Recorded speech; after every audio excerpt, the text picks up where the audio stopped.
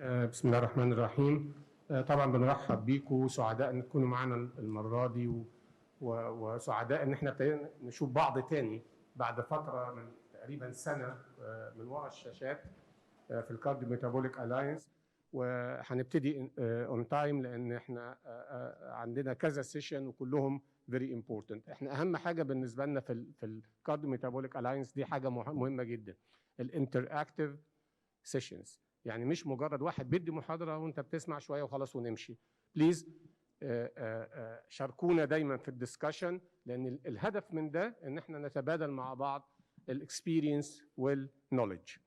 هنبتدي السيشن الاولى وهي عن obesity and comorbidities case study. الكوتشز للسيشن دي بروفيسور دكتور محمود حسنين وبروفيسور دكتور سمير نعيم. هيقدم الكيس، متهيألي هم الكوتشز هيقدموا الناس، صح؟ طيب خلاص هنبتدي الكيس. هيقدمها دكتور مصطفى داوود من الكسندريا. بليز دكتور مصطفى اتفضل.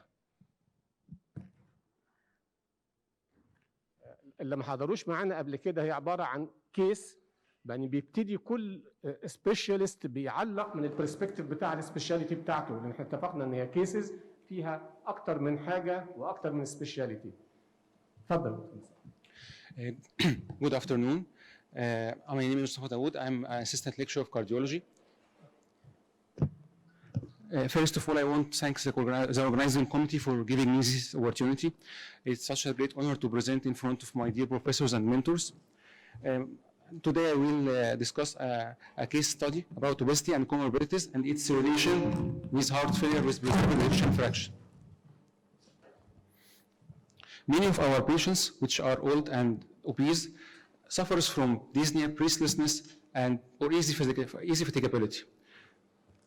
In many situations, we attribute these symptoms due to age factors or due to being overweight, maybe due to polypharmacy, or because they are type A personality.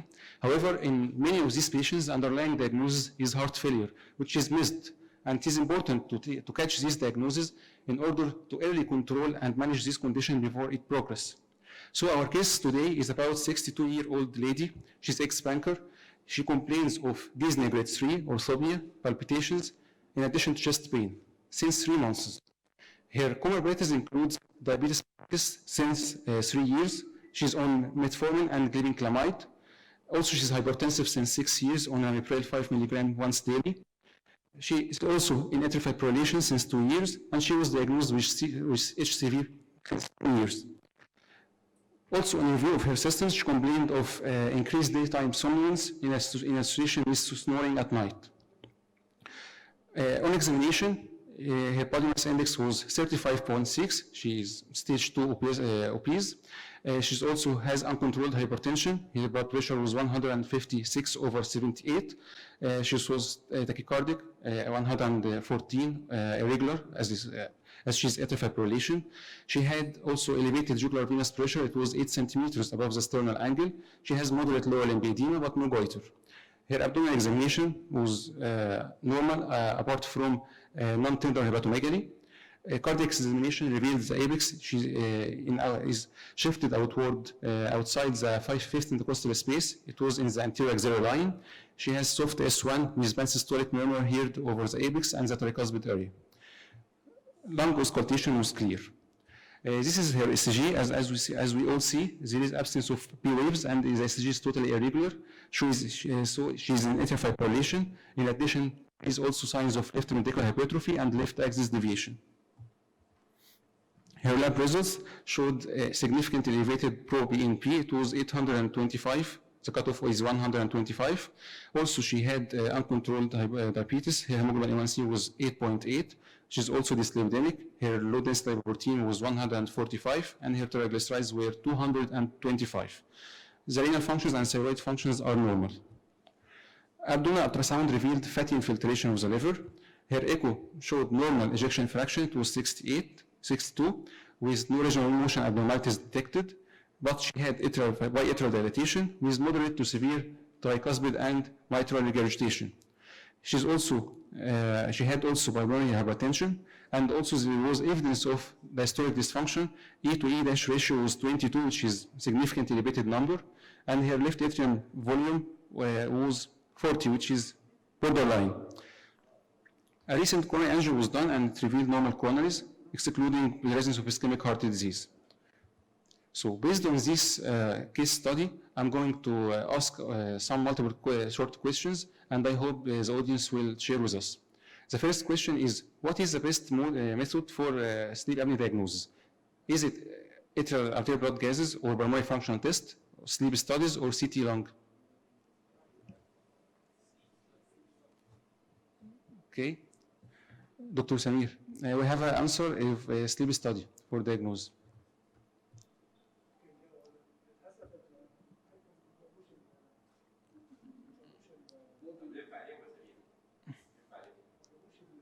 الفوت. Answers and we'll comment.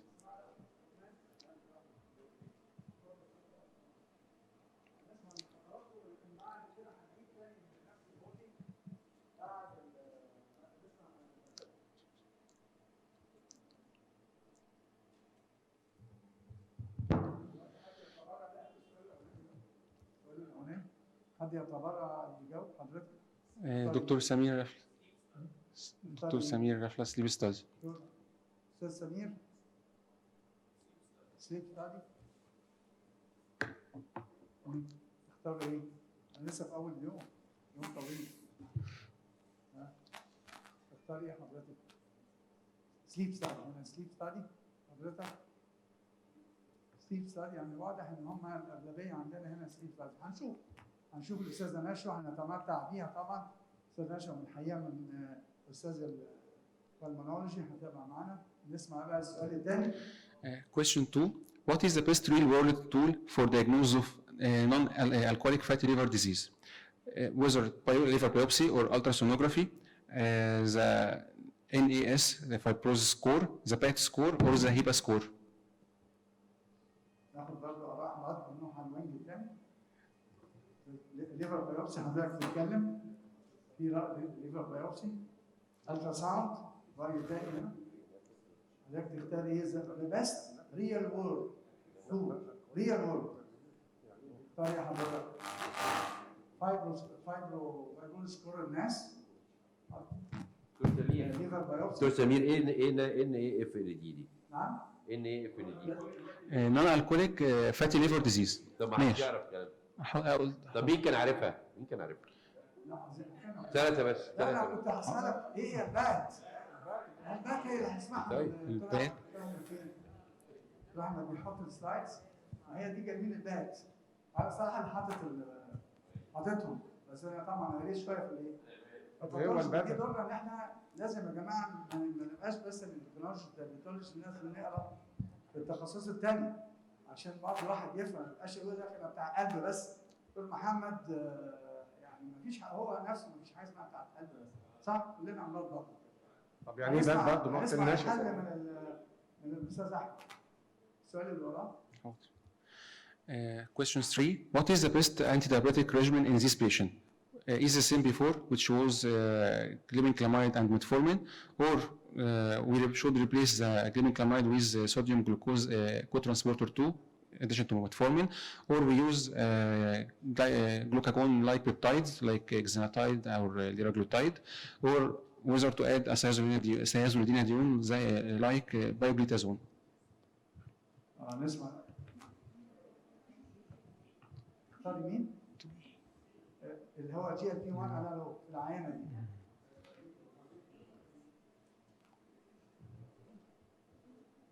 بي حضرتك اخترت الميتفورمين اس جي ال 2 الكومبينيشن.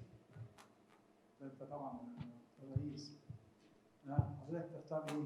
العينه اللي احنا شفناها اللي كانت بتاخد نعم كومبينيشن اللي هي بي.